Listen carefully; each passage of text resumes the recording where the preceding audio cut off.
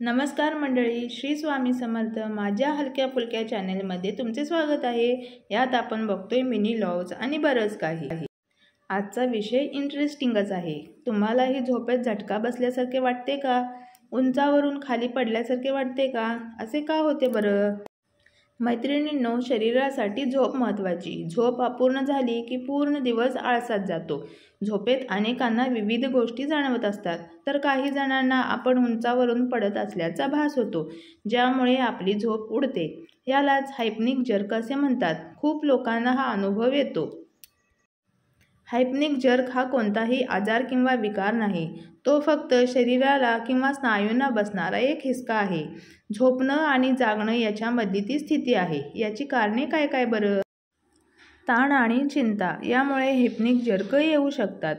त्याचप्रमाणे झोपेची कमतरता आणि थकवा यामुळे देखील हे होऊ शकते. तसेच कॅफीन आणि निकोटीन सारख्या उत्तेजक पदार्थांच्या सेवनाने देखील हे होऊ शकते. चिंताग्रस्त स्थितीत असतानाही हायप्निक जर्क येऊ शकतात. त्याचप्रमाणे संध्याकाळी कठोर शारीरिक क्रिया किंवा जास्त व्यायाम केल्याने झोपताना झटका येऊ शकतो बरं का. त्यामुळे असा व्यायाम प्रकार टाळलेलाच बरा. यावर उपाय कोणते करू शकतो? पुरेशी झोप. चांगल्या आरोग्यासाठी पुरेशी झोप घेणे हे महत्त्वाचेच असते. त्यामुळे हायप्निक जर्कचे झटके येण्याची शक्यता कमी असते. कॉफी आणि चहासारख्या पदार्थांचे सेवन हे मर्यादितच केले पाहिजे. त्याच्यामुळे झोपेवर परिणाम होतो. संध्याकाळी कोणताही व्यायाम प्रकार करण्यास आपण नकारच दिला पाहिजे. झोपेच्या 6 तास आधी कोणताही व्यायाम करू नका. खोल श्वास घेतल्याने तुमचे मन आणि शरीर हळूहळू शांत होते. त्याचप्रमाणे चांगली झोप येण्यास मदत होते. ध्यान करा. झोपण्याआधी काही मिनिटे ध्यान केल्यामुळे ताण कमी होण्यास मदत होते आणि तुम्हाला शांत झोप लागते. गरम पाण्याने आंघोळ केल्याने तुमचे स्नायू आरामशीर होतात आणि छान झोप येते. हे करून बघा बरं का. खूपच प्रभावी उपाय आहे.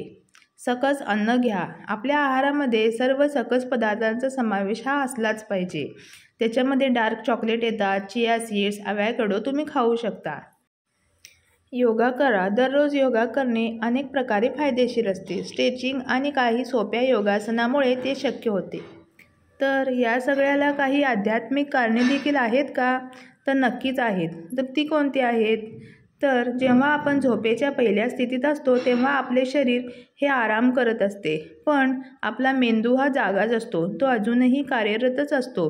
जेव्हा मेंदू गाढ झोपेत जात असतो तेव्हा आपली दैवी शक्ती आपल्याला सजग करते आणि आपल्या मेंदूला चेतना मिळतात. मग आपल्याला झटक्या बसल्यासारखे वाटते, तर काहींना उंचावरून पडल्यासारखे वाटते. तर कसा वाटला आजचा व्हिडिओ तुम्हाला? नक्की कळवा.